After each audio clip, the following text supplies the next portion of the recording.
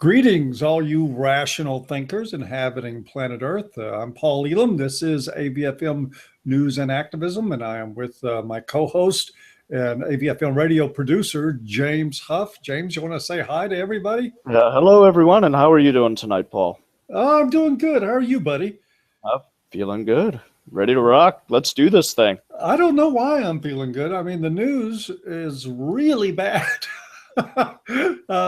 Things going on in the world, and I'm not just talking about the massacre in San Bernadino, but across the world, there's some seems to be a deluge of feminist bullshit a mile deep, and it's even crept its way into San Bernardino. Absolutely. But you're the producer, so you tell me what we're doing first, and we'll just take it from there. Oh, we're gonna roll with San Bernadino first. Let's do it. Okay, as most of you will probably know, yesterday was a tragic day in San Bernardino, California, at a county health department function. A Christmas party was attacked by terrorists, gunning down and killing 14 people, shooting and injuring 21. And the spin has already begun. There is the FBI that are saying that are not ruling out terrorism. And as racist as it is going to sound, when I heard the name Farouk Saeed as the first listed gun person, and it turned out that, listen to me with my PC bullshit, gunman, as the first gunman, not gun person, also later named in this and killed in a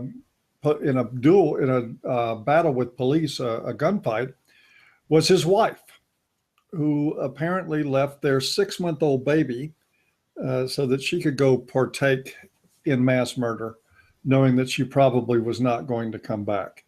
There is already debate going on right now and predictions from the usual suspects saying that just wait and see. This will be framed as workplace violence by the Obama administration. I would not put it past the man at all. They did the same thing in Fort Hood with the terrorist slaughter there, calling it workplace violence when we all know, anybody with 2 brain cells to rub together knows that it was. And I'm going to tell you, with the Syrian refugee crisis right on the horizon, and with everything that the Obama administration has put out saying it's safe to bring them all in, no terrorist action is going to take place on our soil. No, of course not. Of course not. Never happened. Matter of fact, it didn't happen. It's not like it. It's not like it.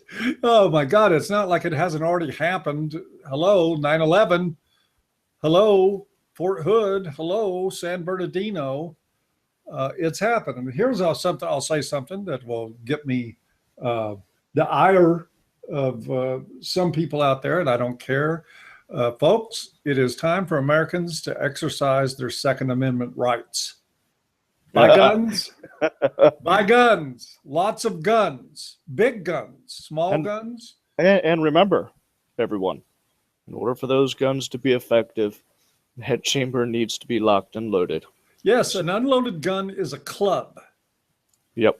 Get that, people. So also stock up on ammunition. It's going to come into short supply over the next year or two. If you don't have lots of guns and lots of bullets, then I say lots of luck. Well, I'm hearing that if they can't pass gun control, what they're actually considering doing is passing bullet control. That's been in the works for some time. Yeah. Ammunition has been getting more scarce and more expensive for quite some time. It's right. Probably going to end up that way. So, folks, buy your guns and ammunition fucking now. Buy yourself guns and ammunition for Christmas. In any case, let's push it back to what's happened in San Bernardino here. Yep. We've actually got all these people saying, look, we're going to let in the women and children into the country, and we're going to fuck all the young men. We're going to fuck all the young men who try to come into the country. And lo and behold, what happens? You have a woman with a child who leaves the child with somebody else and moves with her husband to commit a killing. Yes, and So- there's even so some we can- speculation that she was instigating this. We don't have that confirmed, but as Shakespeare said, truth will out. We'll find out. No, that's impossible. Holy crap. No. She was brainwashed by the patriarchy, internalized all that misogyny, and became a killer through no fault of her own whatsoever. It had to be the husband that drove her to it. Oh, James, I wasn't trying to imply that any of this could have been the responsibility of the woman that killed a bunch of people. No. I'm not trying to say that at all. By the way, folks, tonight's episode of AVFM News and Activism is brought to you by Michael Kimmel's new book, Angry Islamic Woman. What? It's the sequel to Angry White Men. Okay. Oh, hold on. I got to pull that funny bone out. No, look, it's listen, we survived with some gallows humor around here, folks. You're going to have to get used to it. This is a horrific tragedy. There are grieving families, at least 14 of them right now. There are people that are laid up in the hospital having been seriously wounded by this. We know how serious the situation is, but here's the deal. You know, if the press, the media, everybody is already in the middle of Spin City with this. It is comical, not the shooting, but to watch the way that the press is pushing it. And to watch our pussy ass president, him and haw and hedge himself and talk about how there's, you know, they don't know if it's terrorism. Yes, they do. He's lying to you. It is terrorism, and it is a good example of why we always say that, you know, women are capable of violence too. This woman went down in a hail of bullets, shooting at police after she murdered a bunch of people. I'm going to be really interested to see the Jessica Valentis, Amanda Marcotte's, Steve Shives of the world talk about the need, because they're used to in this country, just, you know, even if it's like a 12-year-old that does a mass shooting, they want to look at Toxic masculinity. Toxic masculinity is like, it's just like comes out like a knee jerk. And it appears now we have toxic femininity at work. And I wonder just how silent these sons of bitches are going to be over this. Toxic femininity is a byproduct. That's exactly what they're going to say.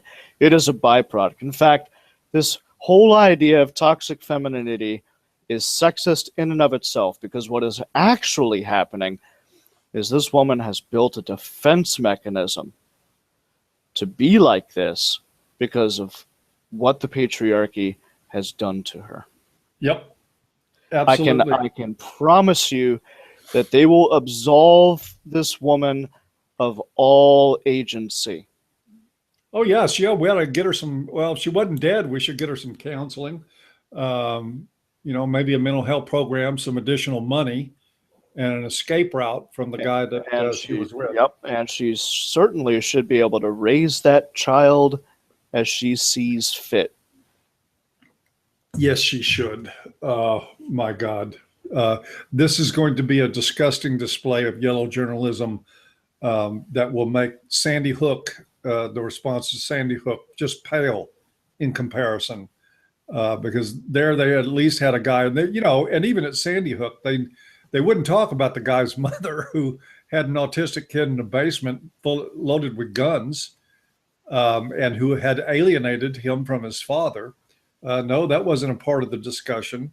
The only thing that was a part of the discussion was toxic masculinity, as though that sort of thing actually exists. Who knows? There's going to be a lot more to come on this. A lot of what we would have to say, James, would be speculation. Yep. Because this is just a fresh story. All we know for sure is that two people for sure involved, a husband and wife, who are now both dead. They were both armed, both dressed in tech gear, the full dress blacks with face masks, the whole thing. They slaughtered a bunch of people, and then they went down in a gun battle with the police. Yep. And they also tried to leave improvised explosives on the scene, which apparently did not work. They were remote control. Of course, all this is workplace violence, James, not terrorism. Yeah. I have to navigate the gun course every single day in my own apartment. But what I will say, well, we won't get into too much speculation about what actually happened in this case because we do not know. I will say, and I'll repeat, folks, it might be a good time to buy guns. It might be a good time to be stocking up on ammunition. If you're an American, if you're British, you can get a broom. Look, I'm going to put it out there that the calls for gun control are already hitting the presses after this incident. Well, I got news for them on that. There's already, I think, 300 to 400 million guns in this country. I think gun control is a figment of somebody's imagination, and it should be. The whole point of the Second Amendment was not really self-defense. It was to make our government nervous. People don't like to talk about that, but it was for the militias and for individual citizens to be able to take back this country if it came down to it from an oppressive government. I don't think we're anywhere near that. There's no disputing that the founding fathers' intentions was for the Second Amendment to keep the government at bay. Yep. Now, if we start seeing tanks rolling through the streets and on a regular basis, then we might consider tyranny as an existence. Right now, I see an apathetic and carnivorous government. That's what I see. It's something that can be changed if we actually get a better frame of mind on a number of issues. Especially the rights of boys and men. Imagine that. Imagine that. Perhaps if people had listened to us 10 or 15 years ago and had been addressing these issues, it might be a lot harder to recruit young men into this sort of thing. And they would just have to rely on women then. Who knows? But we do know that these are hard times. There's people that are dead and people that are grieving. And I don't believe for a minute with the prospect of thousands of Syrian refugees coming into this country that we're going to be looking at that slowing down. No, we're opening up a potential powder keg here. And, I really try to stay out of the whole political scene for the most part, but I'm going to say that I am concerned about what is going on in the porous borders that we have. Yeah, I mean, we've already got Syrians coming through those borders, and we've had people from the Middle East coming through those borders for some time. The FBI believes that there are hundreds of people right now in the United States, literally hundreds of them, that would like to help ISIS gain a foothold here so that they can start launching attacks. And there are a number of isolated communities of all kinds of different ideologies, interesting ones to say the least, scattered throughout the United States, who are particularly interested in causing some havoc. So we'll see. We'll see what the future brings within the next 5 years or so, because I think you and I know these people like to take their time. They will sleep on it for a little bit before they move. Yep. They'll wait until the public is lulled into a sense of complacency, and then they'll do what they need to do. I think we've pretty much beat this horse to death. And we'll be coming back to this, I'm sure, next week when we talk to Robert Stacey McCain here. This will come back and visit us for sure. Mm-hmm. So let's move on. I agree, James. Let's move on. We got other stories. My condolences do go out to the friends and family of the victims of that attack. Absolutely. All right, folks. If you don't know who Mike Buchanan is, you need to know. Go to Justice for Men and Boys and the Women Who Love Them. That's j4mb.wordpress.com. And our news story is coming out of this. Amnesty International isn't concerned about the human rights of men and boys. So Mike Buchanan decided to push in for the conference, the International Conference on Men's Issues, 4 days away. Of course, he wants people to pre-register and get in there. And he says if you need a compelling reason to attend the conference, then this should be it. Amnesty International, the leading campaigning organization in the world for human rights, is concerned about the rights of women and girls, but not the human rights of men and boys. Now, yeah, the Human Rights Action Center run by Amnesty International has been taken a look at for a possible venue for this conference coming up. And Mike Buchanan sent an inquiry about it. And he received the following response. Hi, Mike. Our terms and conditions are part of the booking form. Unfortunately, the Justice for Men and Boys message seems incompatible with our very public campaigns, specifically for women's human rights here. And here being where they laud all their accomplishments in what they're trying to do for women.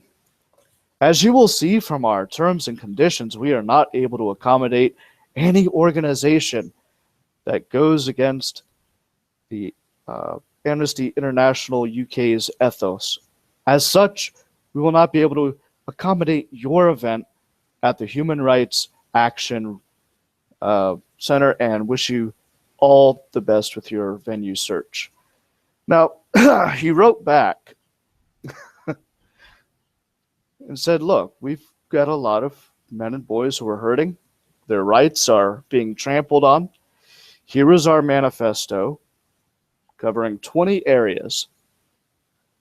And of course, those of women and girls specifically are assaulted in none of those 20 areas. And that in rejecting the Justice for Men and Boys as a client, they're saying that the Amnesty International UK doesn't care about the human rights of half the population of the UK. He said, how would that look? How would it look if the press got hold of it? I would ask you to reconsider. And might I ask, was this your personal decision or the decision of someone higher up in the organization? Now, he left a message for the lady. He didn't say who the lady was to call. No, he has actually redacted her name from those documents. And heard nothing, and so he wrote again. And finally, he got an answer back. Dear Mike, apologies for the delay in getting back to you, but I have been and am still working a conference and have limited access to my inbox. Oh, shit. Sorry, excuse me. Unfortunately, we will not be able to accommodate your organization within the Human Rights Action Center. I must clarify that this is not because your campaign for the rights of men, but because of your organization. Ready for this? I got to reiterate. I must clarify that this is not because you campaign for the rights of men, but because your organization is explicitly anti-feminist. Whereas Amnesty International UK is explicitly a pro-feminist organization. Dun, dun, dun! Oh, man, the evil truth comes out. It came out. It just, yep, there you go. There it is, folks. I can't help it. I've got to say it. Feminism is what we say it is. And look, can it get any clearer? Another fine example, folks, that feminism is about equality. This is, by the way, I'm going to be doing, after this program tonight, we're going to limit this program to an hour, maybe a little bit less, because I've written a script and I'm going to be doing a video on this that I'm going to shoot and edit and release tonight before I go to bed, expanding on some more details and giving some more opinion on this. But let me just say that this is, I think that the benefit that comes out of this is not that we're learning something new, but now Amnesty International is on record as being indifferent completely to the human rights of half the population of the planet. They have put themselves out there plainly and clearly as not only indifferent to the rights of men and boys, but as unwilling to even allow a platform for those issues to be discussed because the person holding the conference is a non-feminist. Well, boo fucking who? This is fascism. It really is. This is control on a sick level. And what they're saying is that unless you think and believe as we do, which is the feminist doctrine, which is that women are consummate victims, always victims, never perpetrators, never human rights violators, always human rights victims. And if men look like victims, then it's because of men. Yes, it's patriarchy. It's always patriarchy with these people. Notice the operative word here, look like victims, because this is exactly how feminists think of it. They refuse to define men in terms of their pain. They will not define men in terms of their pain or their suffering. They will not allow them a platform to speak about their pain and their suffering, because doing that takes the spotlight away from the cash cow that they have managed to build over the last 60 years. And that is to put women in front. That is to create that class division between men and women. Hold on a second, James. You're not telling me that Amnesty International favors feminism because there's more money in it? I absolutely am. Oh my God. What's the world coming to? I would have never thought something like that. Would have never thought it possible. Well, that's a lie. And now I'm just glad to see, and again, I'm going to be addressing this later in a video I'm going to shoot in just a bit, but I am glad to see that Amnesty International is finally on record as bigots and hypocrites. They're finally out there on public record saying, oh, we only care about vaginas' rights. If you have a vagina, if you advocate for vaginas, if you're a card-carrying vaginocrat, then yeah, come on in. We'll be happy to have you. Now, keep in mind, folks, that if actually faced with this in a public forum, what they will do is they will say, well, we do care about the rights of men and boys, but then they will put it in a frame of thought that says, get to the back of the bus. Yeah, we care so much about men and boys that we only want women to speak for them. We don't want them cluttering up our minds with their own thoughts and their own ideas. Right. If these men and boys are in pain, then they can become allies to the feminist cause and help women. That's how men and boys can shed the pain of their lives, is to become allies to feminists and help women. Don't you know, men, you are that mule. Yep. So they got a message for you guys. If you've been booted out of school because of a false allegation, if you've had your children stripped from you injudiciously, I hate to be the bearer of bad English. If you've lost your home, if your reputation's been destroyed, if your government has trampled all over your rights, your civil rights, your rights to due process, just shut the fuck up. That's the message. And remember, people like Melody Hemsley are still suffering from Twitter-induced PTSD. and that, my friends, is the true travesty. I don't know how much fun I would make of that, James, because be honest with you, the image of her in those glasses gave me PTSD. I wake up in the middle of the night sweating, incoming! No, it wasn't the glasses for me. It was the cold, dead fucking eyes. Yep. The same cold, dead eyes you seem to see on just about every damn feminist. I don't care how much humor they say they have. It's like looking at a shark smiling at you. Yeah, I've noticed the same thing. You look at Jessica Valenti, Mark Hott, Rebecca Watson, all of these, especially the women. The guys are a little more animated sometimes.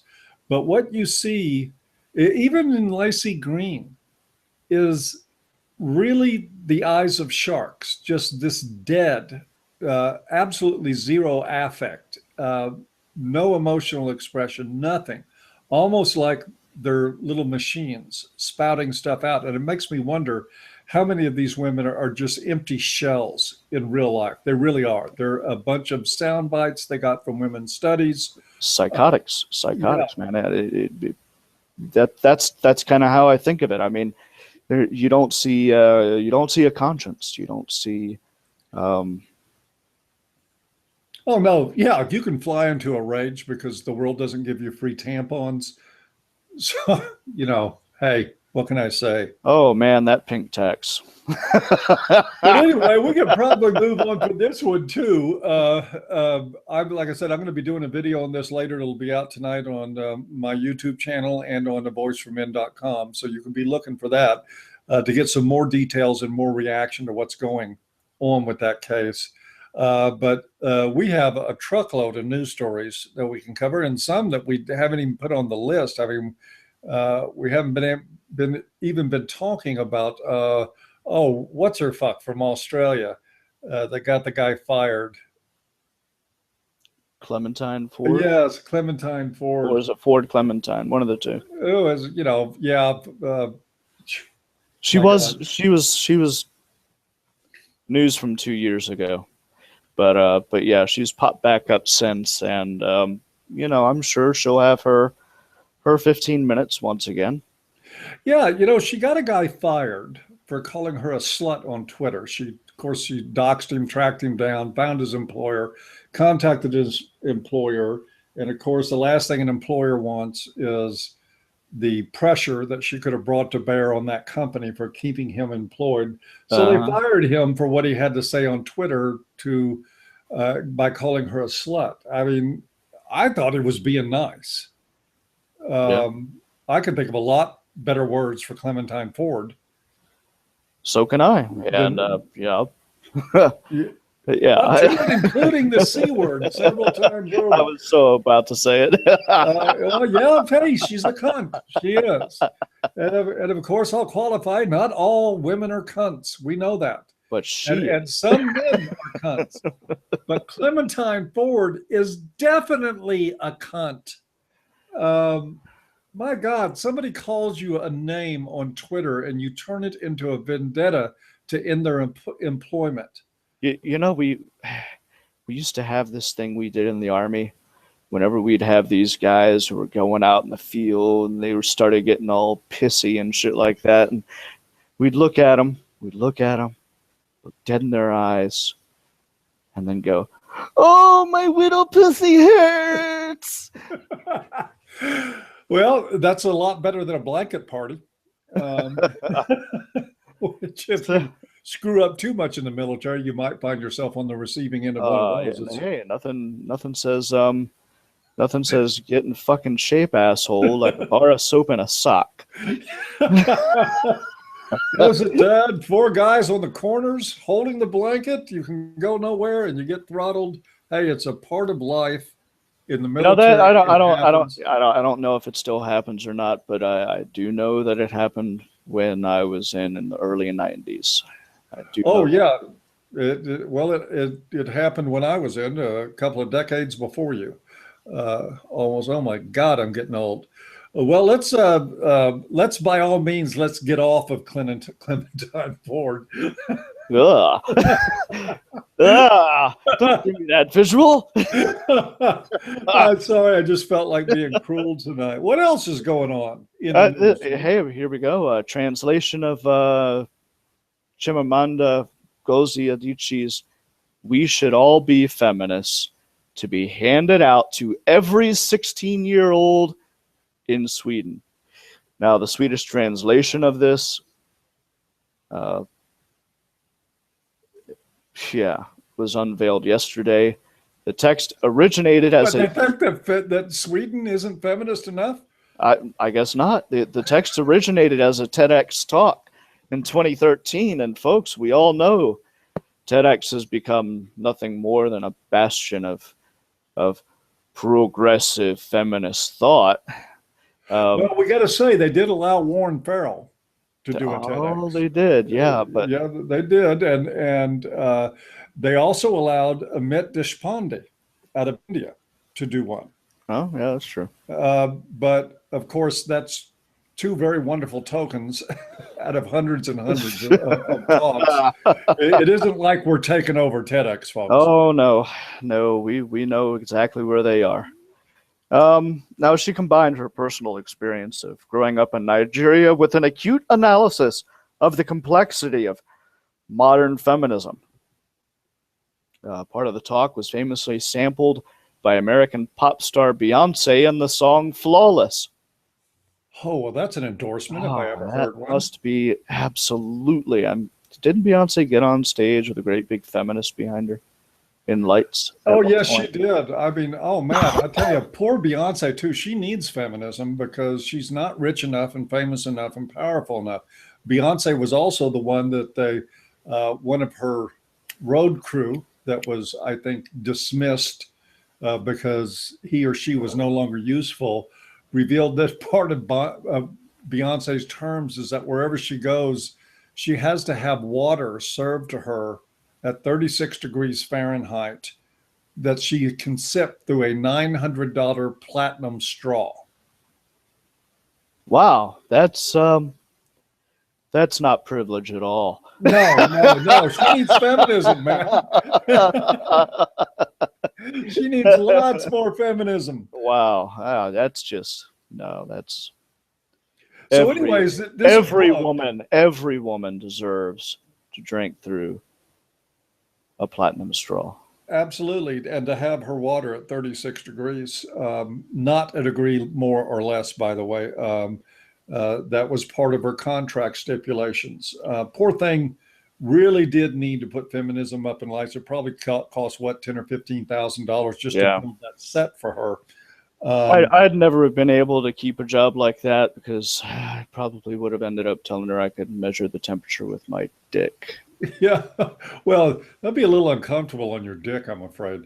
So the book launch was held at the Norra Real Secondary School in Stockholm, where it was announced that each second grade high school student in Sweden, which is a 16-year-olds, will receive. Hold it, 16-year-olds are in the second grade? Second grade high school. Oh, okay. Yeah, second grade high school. Man, no wonder it's a feminist country. Yeah, it would be like sophomores to us. Okay. Will receive a copy with more than 100,000 copies distributed so far. Now, Clara Berglund, chair of the Swedish Women's Lobby, said, "This is the book I would have wanted to get for all the guys in my class when I was 16 years old. This is why it's so important that we contribute to this project. It's a gift to all students in grades too, but also a gift to ourselves and the future generations." Oh, it's a gift of brainwashing. Yes, folks, it is a gift of brainwashing. Albert Bonnier, publisher Johanna Hagenstrom, said, "Our hope is that the text will open up a conversation about gender and gender roles, starting from young people's own experience." And then, of course, the writer of the book sends a special greeting to the school children. "For me, feminism is about justice. I'm a feminist because I want to live in a world that is more just." Yeah, just like Amnesty International. Yeah, that's it. What I got to wonder, and I noticed it didn't say anywhere, I read the story earlier, James, and it didn't say anywhere in there whether this was a government project, a private group had gotten together and gotten permission to distribute the books, or what was happening. I wonder if that was intentional. I wonder if there's a reason they're not telling us who's behind the funding and the permissions to go in and propagandize with 16-year-olds in Sweden. Look, I'd say start with Clara Berglund, chair of the Swedish Women's Lobby, and take a look at where she has all her interests. That's where I would begin. Well, maybe we can start. I can make contact with our people in AVFM AVFM Sweden, and maybe we can find out. But it is interesting to me that you do a news story that's actually this remarkable, that we're seeing them spread propaganda to 16-year-olds across an entire nation, telling them what ideology that they should be living by. And there is nothing there about really substantive about the people behind it. Mm-hmm. And folks, to me, this is a complete disruption of the lines that should be separating church and state, because feminism is a religion. That it is. You know, actually, Roy Den Hollander made that case at Columbia. He got, of course, blown out of the water. Judge just dismissed the case, but he sued the Women's Studies Department there for practicing religion on state funding. Mm-hmm. Mm-hmm. And his case was entirely sound. It is a religion. And of course, the judge simply could not do it. Oh, no, it would have been the end of his career. Yep. And God knows we can't have anything we're willing to stand up for if it might interfere with our jobs. Oh, yeah. Yeah. Oh, man. But anyway, so if your child is going to high school in Sweden, rest assured the work of women's is carrying on, and now they're going to be force feeding it to your kid. And of course, I will point out that probably there are very few Swedish parents that would dare to stand up and object to such a thing. No, they are well on their way into their multicultural paradise, and I wish them the best of luck considering their replacement rates. Which begs the question, James, so low. Does the multicultural paradise come with 72 virgins? I don't know. Let's find out. But and we'll see here in about another 20 to 40 years. I want to go back. I think I want to go back for just a second. I made some rather harsh commentary when I said that I heard the name Farouk Saeed and knew what this was about. Just to be clear with everybody, there's a whole bunch of fucking lunatics in the world. Not all of them, by any stretch of the imagination, have names like Farouk Saeed. Some of them are named, Anders Breivik. Some of them are named John Wayne Gacy. There are lots and lots and lots of psychos in the world. But this is a particular area where we're just struggling as a culture right now to have an honest discussion about what's happening. And I hate to see it happen, but it's like you have to follow the truth, in my opinion. We have a problem right now. And we had a problem the other day with some nutcase shooting up an abortion clinic. Yep. And Religion just doesn't seem to turn out well in the minds of some people. I mean, I think religion is for those people that can handle it. But for people that can't, it's a very, very dangerous place to go, especially when you get into dogma of, we've got references in the Quran and in the Holy Bible, in the Old Testament, in every major religious document that I can think of that advocates for killing people that don't think like you do, or that violate your rules, or that violate the supposed rules of God. And that's led to a lot of death and destruction. I believe fully that we will, as this case pans out, we will find the same thing, that you have fundamentalist radicals, not all of them are Muslim, that are willing to kill people in order to make their point and to start just spraying bullets indiscriminately. It is the insanity of religion that is the problem to me, in my honest opinion. It is not the particular insanity of Islam. All religions are crazy at their core. All religions are absolutely brutal and disgusting at their core. And I'll put something else on the table here. I can't stress this enough. Follow the money, folks. Yep. Follow the money, because where you've got your fanatic foot soldier, you've got your guy sitting up on high, looking over his pawns, and chances are he is only a fanatic in public, and what is really driving him is land and gold. Yep. Almost every time. Almost every time. Yep. There's been a few true believers that have risen to positions of great power within all radical movements, but what we find historically over and over again is that the beneficiaries of all this violence on both sides are making big bucks. Absolutely. And that's true of our military or industrial complex or oil companies, and it's true of radical elements in the Middle East that are right now. It was true of the Crusades. Yep, it was true of the Crusades. It's all about the land, all about the money, all about the gold, all about the power. Anybody that tells you otherwise really doesn't understand what's going on. And I'll tell you, they desire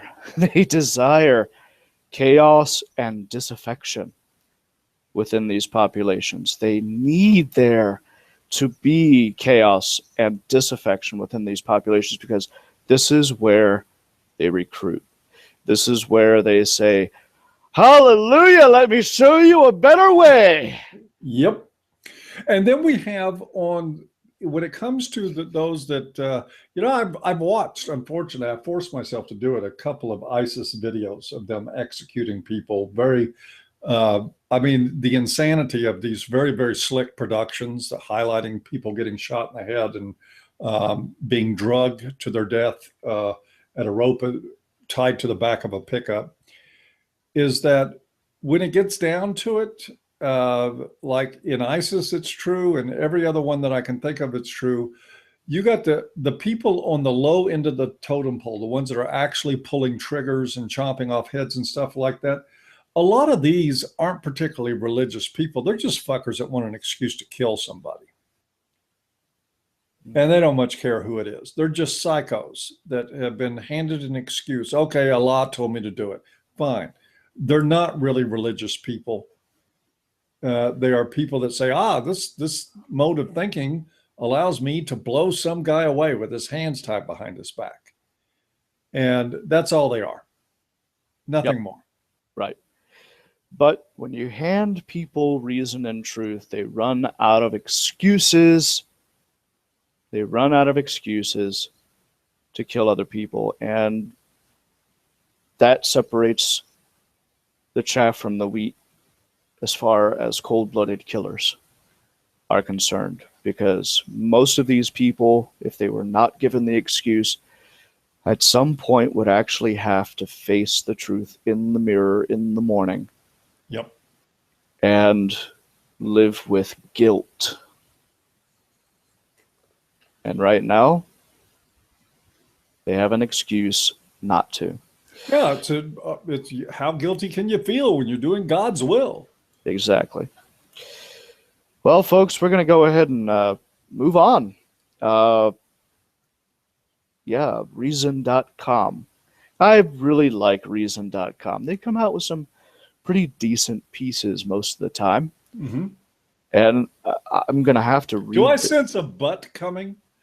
No, there's no but in this one. No, this one's pretty I'm good. sorry, that was Clementine Ford. Please. We're gonna let Reason.com speak their position, and more than likely, Paul will be a bobblehead as I say this. Here we go, folks. 1 year after Rolling Stone's UVA rape debacle, Fabulous still fool the media. Members of the media were wrong to believe Jackie.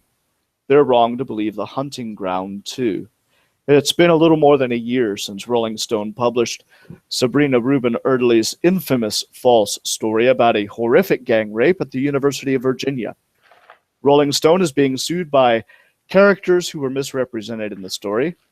Erdely has ceased writing, and the source of all the trouble, the UVA student Jackie, has joined the ranks of Crystal Magnum and Tawana Brawley as a known fabricator of rape accusations. Jackie's story is routinely cited as one of the most spectacular failures of journalism in the last decade. It's a veritable what not to do guide for reporters covering sensitive subjects, according to the Columbia University School of Journalism. But if anti-rape activists, politicians, and media figures are aware of the enormity of Jackie's lies, they show no signs that they have absorbed the right lessons. In fact, the movement to curb sexual assault on college campuses is still beholden to Fabulous. Fabulous, whose lies may be less obvious than Jackie's, but are equally damaging to the ultimate cause of reducing rape on campus while safeguarding students' due process rights. Now, exactly 1 year ago today, I penned an article, Is the UVA Rape Story a Gigantic Hoax? It was my third attempt to grapple with the Rolling Stones' then recently published expose on a culture of indifference toward rape at UVA. My first two articles had presumed the central accusation. A woman named Jackie had been gang raped by 7 members of the Phi Psi fraternity during a fall 2012 party. Was true and focused on ways to reduce campus violence. My third article expressed misgivings about the veracity of Jackie's claims, citing Worth editor Richard Bradley, another early skeptic. Now, this article was initially criticized for bluntly questioning a self-described survivor of sexual assault, but was almost immediately vindicated as Jackie's credibility collapsed over the next several days. I eventually won a 2014 Southern California Journalism Award for my commentary on the subject. It's difficult to overstate the extent to which Rolling Stone's preferred narrative about campus rape took precedence over the actual facts. Erdely's expose was intended as an exploration of the kinds of violence and institutional failures college-aged women are forced to deal with incessantly. But the author found a wholly unrepresentative story, Jackie's, and made it the centerpiece of the article. Indeed, one of the first details in Jackie's recounting of her ordeal is the thing that instantly struck me as false. Jackie claimed that she had not been drinking at the time of the attack. According to the version of the events she recounted to Erdely, Jackie dumped her drink before letting her date, a lifeguard named Haven Monahan, lure her to an upstairs bedroom at Phi Psi House where half a dozen brothers waited to rape her. Most college sexual assault disputes take place against a backdrop of incapacitation inducing alcohol and or drug abuse. Fully lucid victims are an incredible rarity.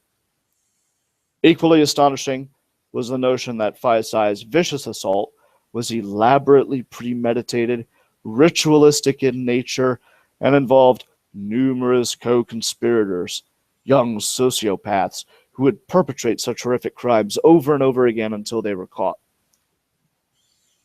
We now know, of course, that Jackie's story, as depicted in the pages of Rolling Stone, is a lie.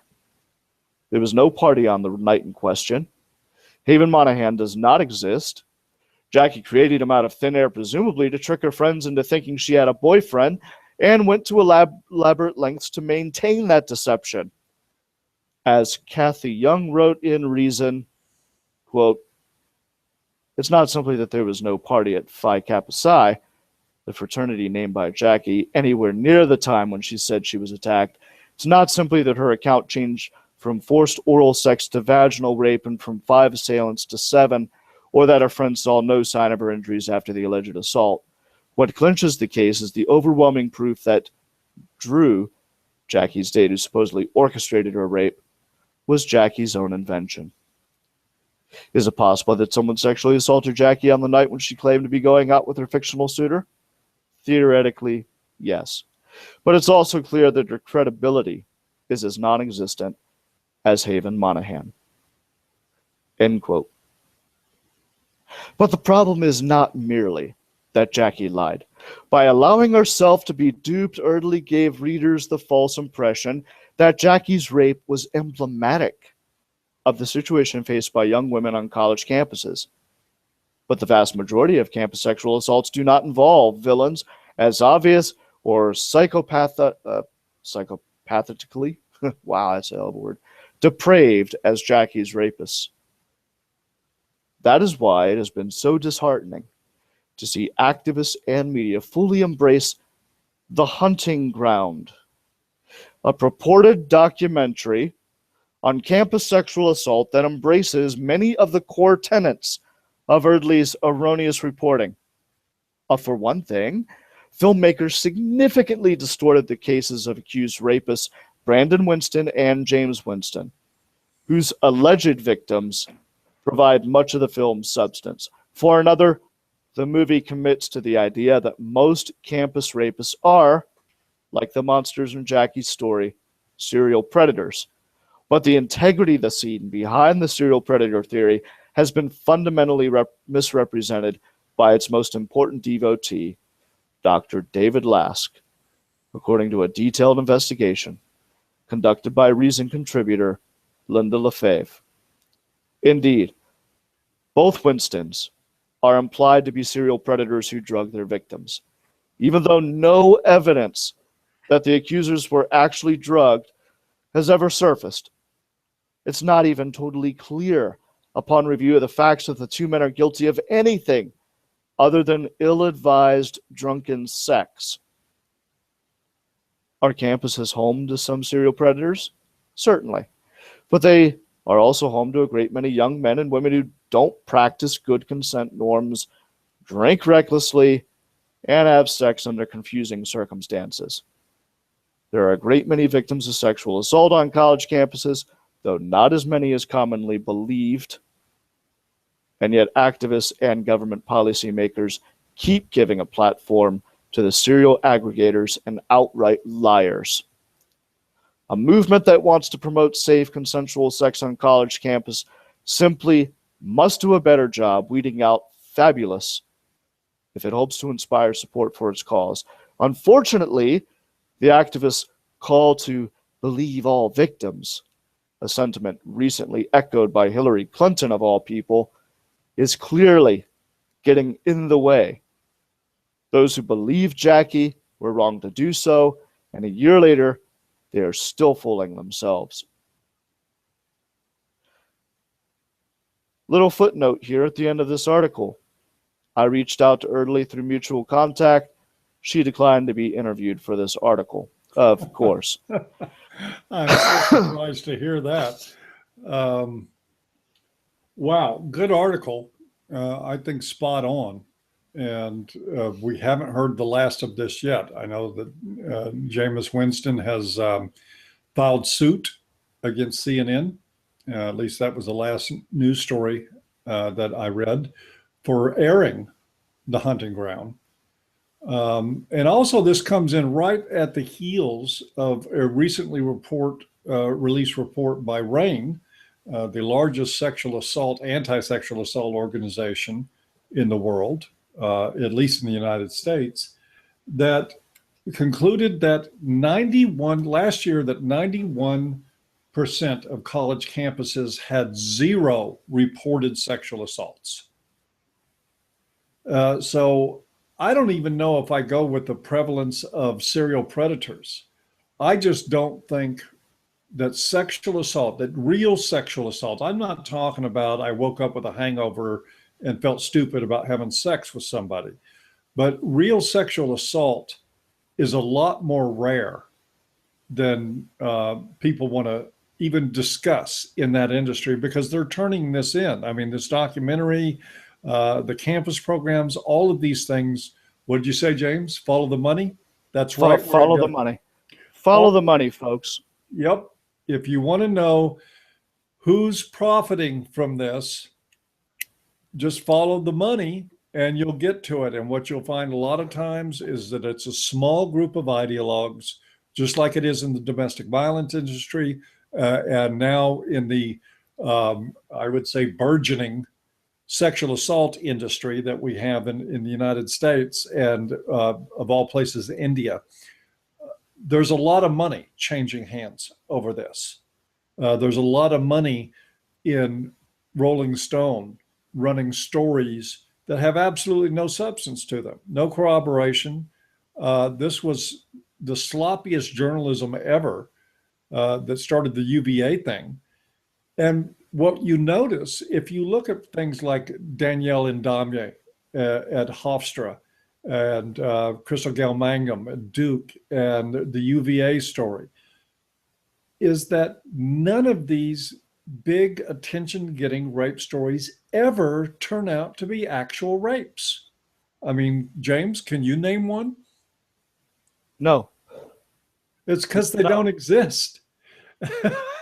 I can't name one. We supposedly have a rape culture. We supposedly have an epidemic of young women on college campuses being the victims of sexual assault, yet none of the major media coverage of this has ever uncovered a single rape. It's all been lies, all of them. So, somebody's got to be making money on this. And I hope it's a lot, because they sure are wrecking a lot of lives in the process.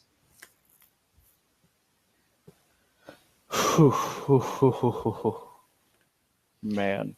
And that's all I've got to say on this. I mean, it's we are in an epidemic of lying skanks on college campuses and other places that see the opportunity to ruin somebody's life with impunity. They know they'll never be punished for lying. And so they do it. They get mad at a guy. A guy decides he's interested in another woman, or she has cheated on her boyfriend to be with him, or on her husband. And it comes down to a rape is a lot more convenient for me than the fact that I decided to get drunk and have sex with somebody. And so what'll I do? Well, what the heck? It's not my future. It's not my college career. I'll just ruin his. The same thing happened with Judith Grossman's son and with Caleb Warner at the University in North Dakota. All of these things turn out to be lies every time. And that's why when it comes to seeing this stuff hit the media, some poor girl was raped on campus, the first words in my mind are bullshit. Prove it.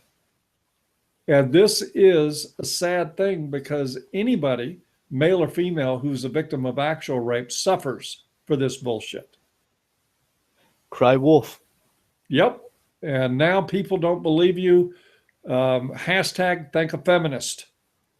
Yeah, I like that idea. Oh, it's out there. It's been used before. So if you want to take a look at why rape victims are not taken seriously and why they're greeted with such deep skepticism, thank feminism for that. There we go. Well, folks, we've got one more story to cover. And this will be coming out of CNN. Kind of a big one, considering my own background. U.S. military opens combat positions to women. Bullshit.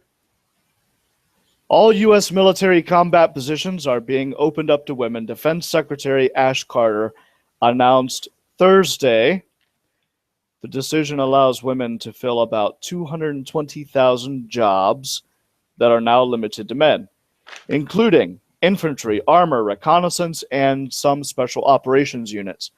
Quote, this means that as long as they qualify and meet the standards, women will now be able to contribute to our mission in ways that they could not before. They will be able to drive tanks, give orders, lead infantry soldiers into combat, Carter said at a news conference Thursday.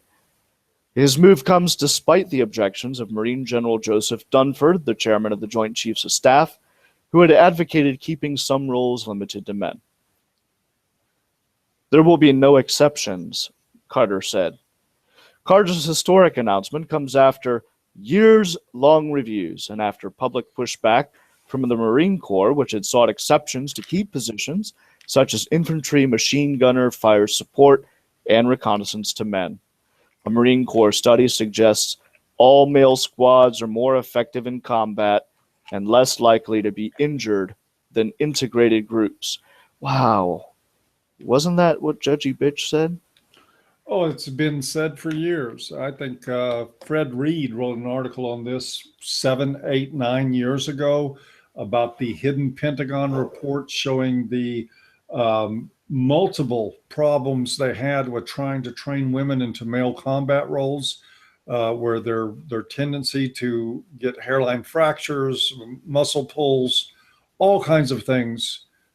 They can't handle, on average, they can't handle the work. That's not saying that some women can't. I know that Terrence Pomp brought up that he worked with a female sergeant in combat, and that she was number one, combat effective and combat ready. And that's, I don't have a problem with. But when you start putting in masses of that, it's going to cost men and women their lives. And my question is, can we see the standard? Here's what's being said. As long as they qualify and meet the standards. Look, folks, it is no secret that the military has had two separate standards for physical fitness, right, between men and women since its inception.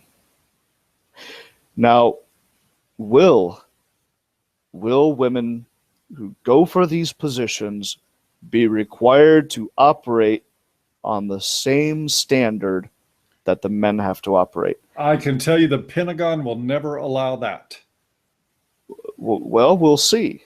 I don't know. Their track record says no. You're probably right. If you look at it right now, the Pentagon has had two different standards for men and women for a long, long time. Those standards have not changed, even though the policy just has. But there's also the fact that the two Army Rangers, that female Rangers, it was preordained by key personnel in the Pentagon that there was going to be two women that graduated Ranger School. No matter what, no matter whether they could pass the test or not, it was going to happen. And sure enough, it did. This is all, the Pentagon is a political organization. Their jobs are in Washington, D.C. in the Pentagon. They're rubbing elbows with politicians, and their livelihood depends on playing political pool with the lives of young men and women in the military.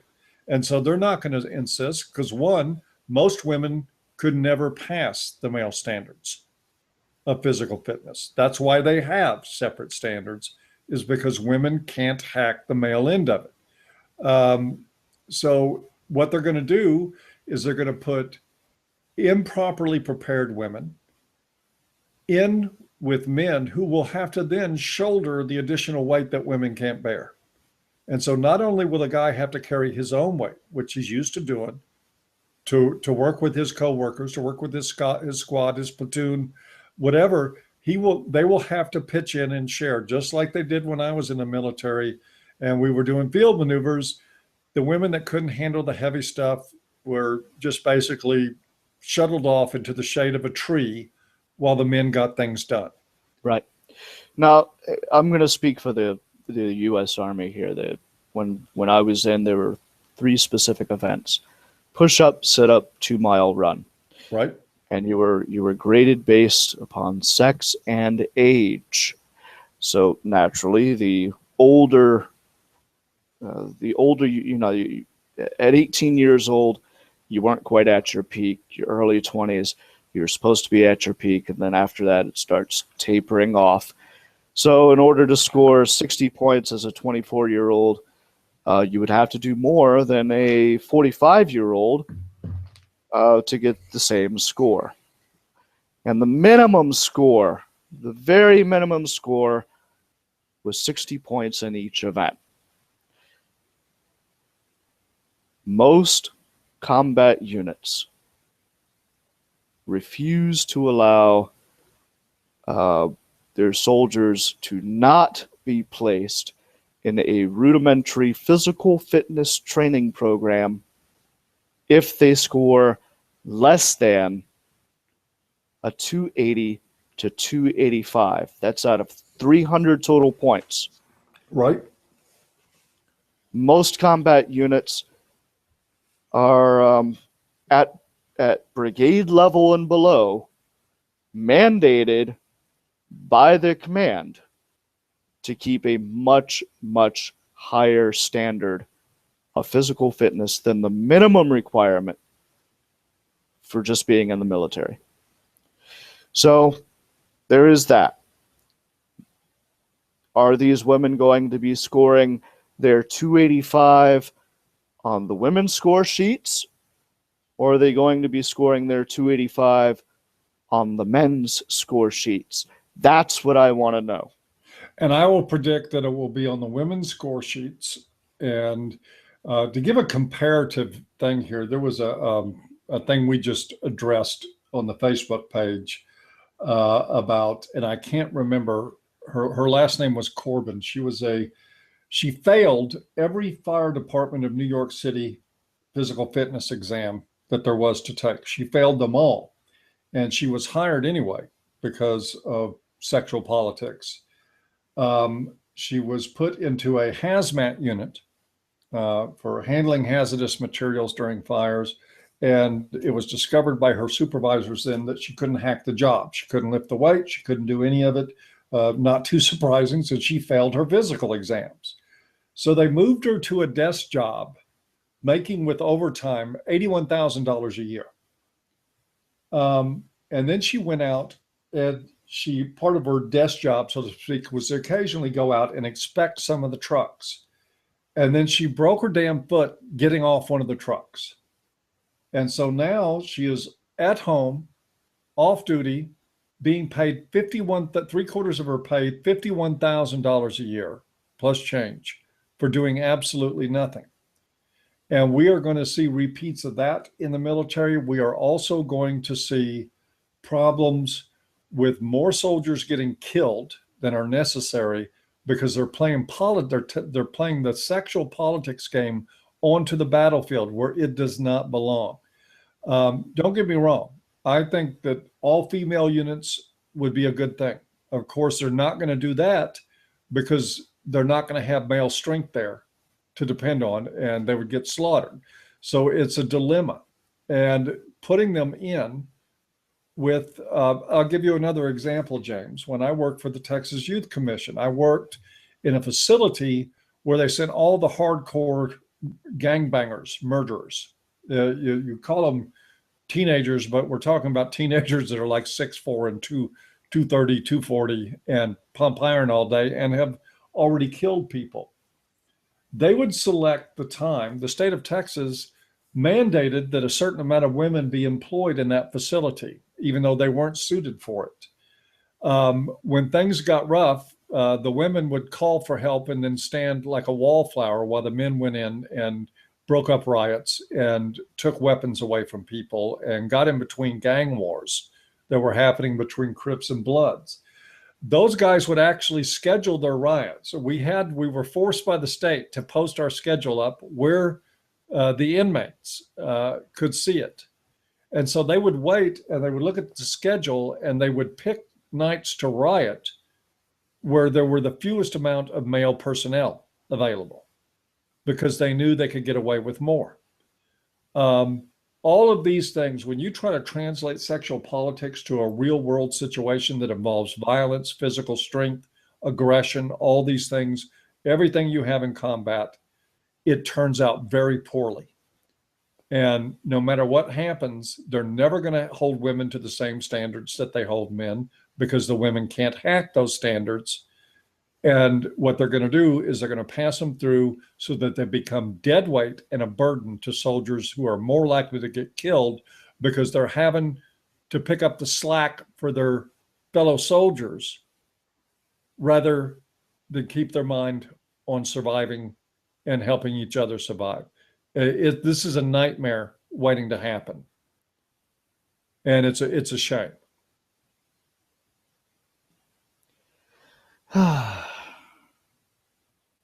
Yeah. I don't have anything to add to that. Yeah, it makes me sick that they're even doing this. What they need to do, I mean, if you can pass the male standard, then to me, that should be allowable. And if you need to train troops not to be white knights on the battlefield, then do it. And I'll tell you, I'm going to tell you one more thing. With the special operations units, you are not just passing your fitness exams and things of that nature. You're not just doing that. You need to pass a psych eval as well. Absolutely. And you need to come into it with the understanding that you can't just get yourself knocked up to get out of it, which is a rampant problem in the military that they do. Oh dear God, I don't even want to talk about the number of women in my unit that got knocked up right before or on deployment in Iraq so they could go back to the States. Oh, by the way, I don't have to go unless you happen to have an armored baby stroller. This is a nightmare of problems run by politicians. And all of this will be so that feminists can make the claim that women are pulling their weight just like men. And what you will find in the end, here's another prediction I'll make. Right now, a little bit over 97% of combat deaths are male. That won't change much, folks. It's not going to change much at all. This is window dressing by asshat politicians wearing stars in the Pentagon who are playing politics with the lives of the men and women that serve our country.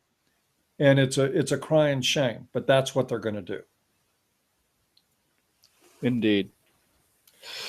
Well, I think we've hit the end of the line. What do you think? Yeah, I think so. I want to stick a reminder out, and we'll get a link in the low bar to this here in just a little bit, so that people that want to can put down their 22-pound deposit so that they can have seats for the International Conference on Men's Issues 16, hosted by Justice for Men and Boys in association with the Voice for Men. We'd like to see you come out there to make it to this. There is going to be, I can't believe the amount of speakers that Mike has lined up. We're going to see people all the way. I'll be there. Karen Strawn, Miles Yiannopoulos. I mean, there is one person after another that I think most of you will find somebody in that crowd you would like to meet. And we're going to have a great time there, despite agencies like Amnesty International. So we'll have that up in the low bar. You have just a few days left to pre-reserve your seat at a guaranteed low price. So I'd suggest that you get in there and do it. And also, if you are one of the people in the past that has supported Amnesty International, now that you know the truth about them, please pull that support. Please quit giving them a dime and let them know why. And let them know when they're a human rights advocacy group that considers all human beings to be in fact, human beings. that maybe that they can earn that support back. But their behavior right now is simply beyond the pale. And Paul, that behavior, while not so much explicitly stated as what we see with tonight's story, that behavior has been in place for many years now. Yep. I do not think that they will improve. I think that if people pull money, they will double down, and what they will do instead is start another initiative similar to he for she through Amnesty International, and they will pull money through the UN. Yep. That's what they will do. Well, but we can damn sure have fun laughing at them while they do it. We'll try. Yes, we will. That's it from me, James. That's it from me, folks. Everyone, have a good night. And remember, take the red pill.